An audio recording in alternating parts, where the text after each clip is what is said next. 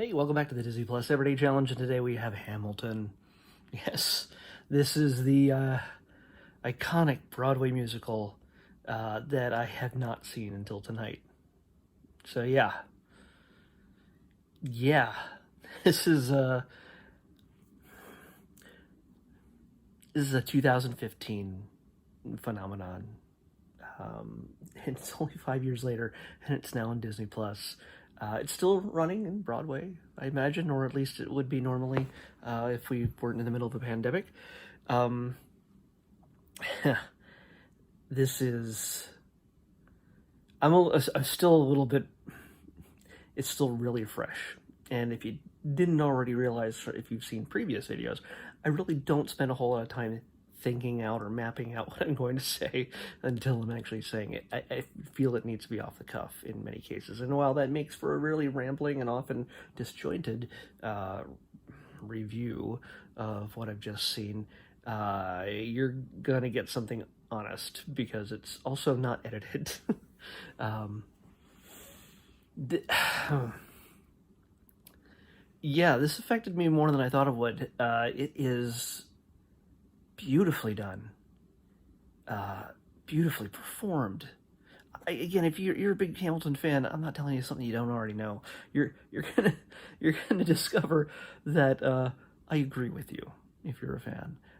If you're somehow one of the people who are just like, oh, not that stuff, yeah, maybe it was never meant for you. I don't know, but in this case, I may not be a big authority on Broadway musicals or anything else. I've been to New York City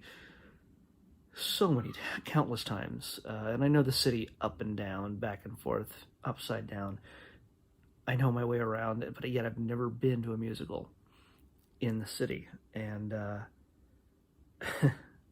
I've certainly not ever seen Hamilton, obviously, till tonight. And Lin-Manuel Miranda has. There's a reason why this has taken the world by storm. Why it is important, it's moving, it's bombastic, it's hilarious, it's heartbreaking, it's meaningful. Yeah, I realize I'm just rambling off in a number of words here, but yeah, it's unlike anything I've seen before, and I've seen little clips here and there. I've known about Lin-Manuel for a while, and seen him in other stuff. Obviously, he worked on Moana and the songs there. I see many similarities between in the songs in Moana to the songs in here. I guess he has a sound now, I realize, and man's a freaking genius. I honestly, why? Because yeah, like I said, Moana has a sound. Some of the songs that he was involved in that reflects the sound that's in here. The delivery of people singing it, including the song that he sang in the film. But you could see him in each of the characters that are performing these songs. And yes, they all sort of move at the same pace. It's nonstop.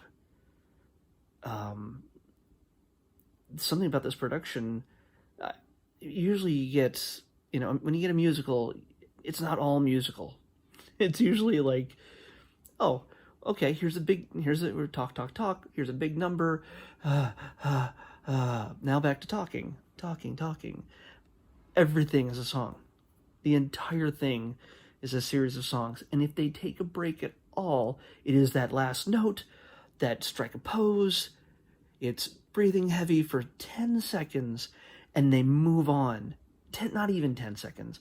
They move on to the next number. And yes, the numbers themselves are often spoken word in a sense, but musically in a rap, possibly, if you want to call it that.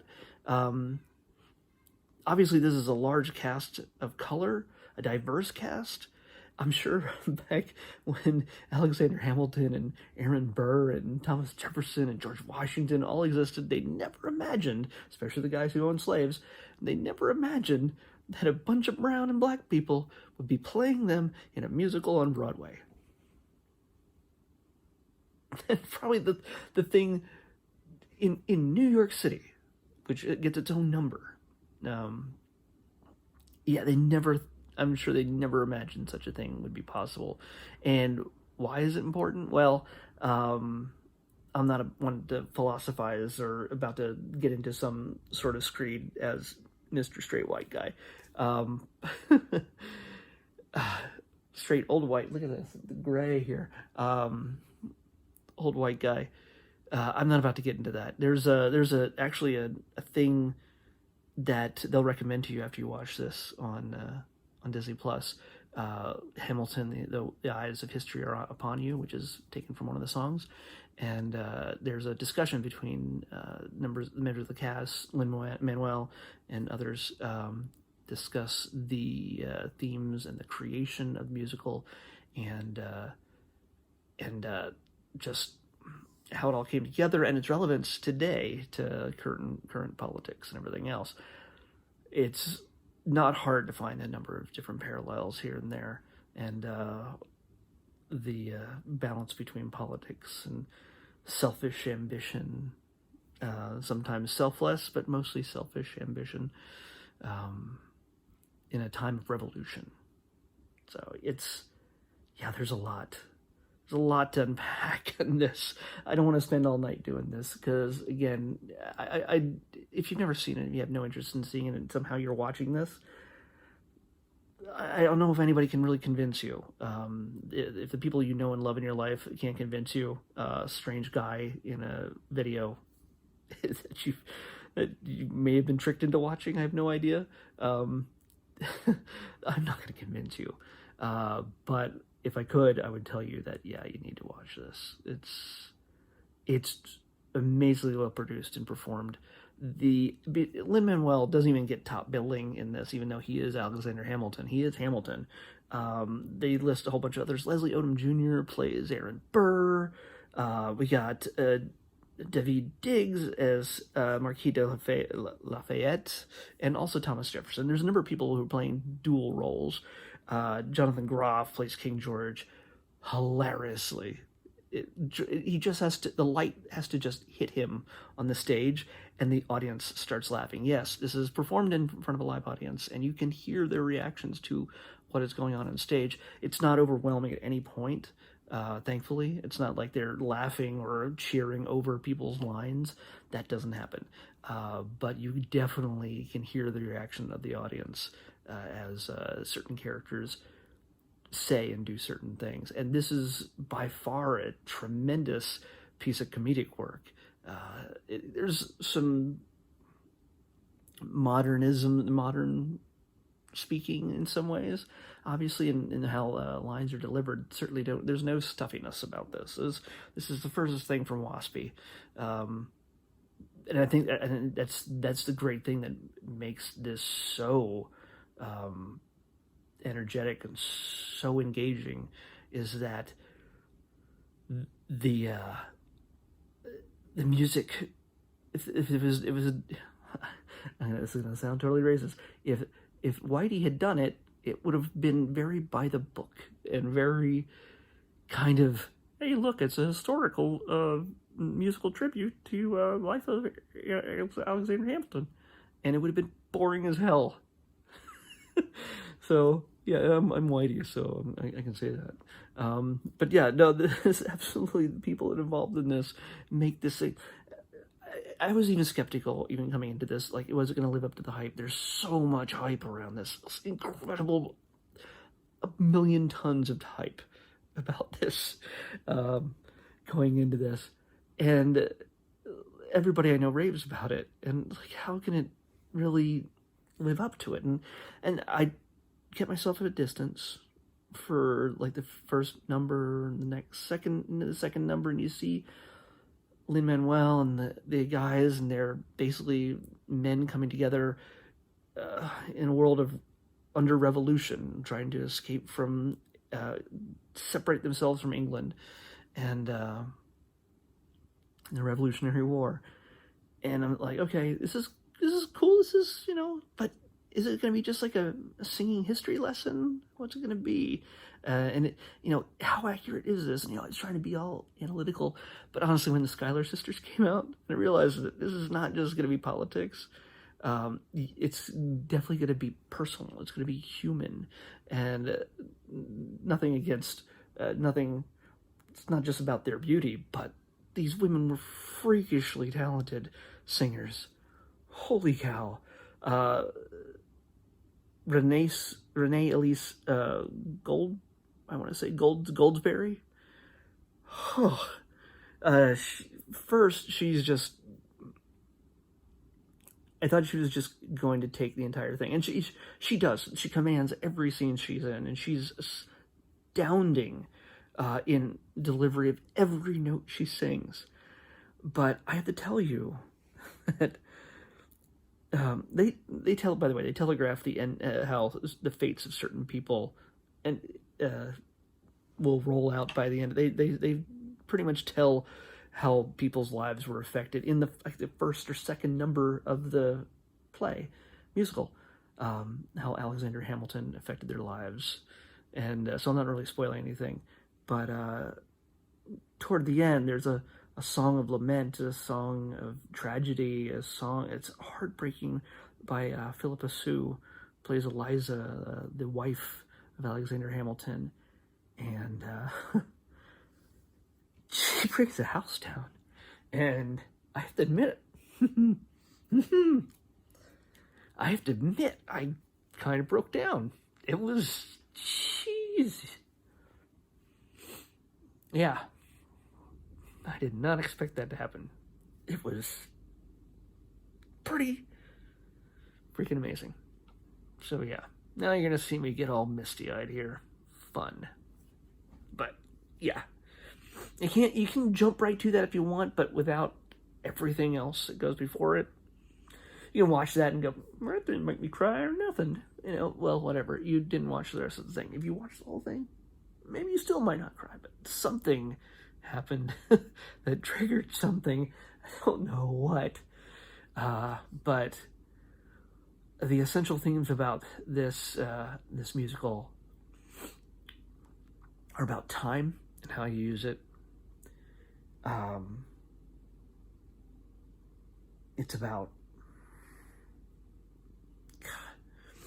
taking your shot, which is a humongous recurring theme throughout the entire thing.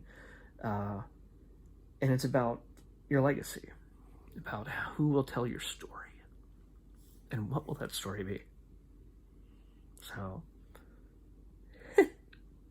yeah, it's maybe that hit home. I don't know, but yeah, you're not gonna find much else like this on Broadway. Certainly not now, or on Disney Plus. I wish I could just list everybody in this. Chris Jackson, George Washington. There's just, you know what? I could list everybody in the cast, and nobody falls short. But one thing I will note that some people, I don't know if anybody ever talks about this, it's the set design, and this may sound boring to some of you, but for me, I didn't realize that the floor was moving a lot in this at first. I thought it was all lighting and just the way everybody moved, but there's two. By the end, it's toward not even halfway through. It's obvious. But at the beginning, I didn't know this, and I don't know if a lot of musicals use this at all for their movement of characters. But there's a central dais, and then there's a circle around that they can control and move in different directions and move the characters around while they stay in place at doing their thing without having to walk it.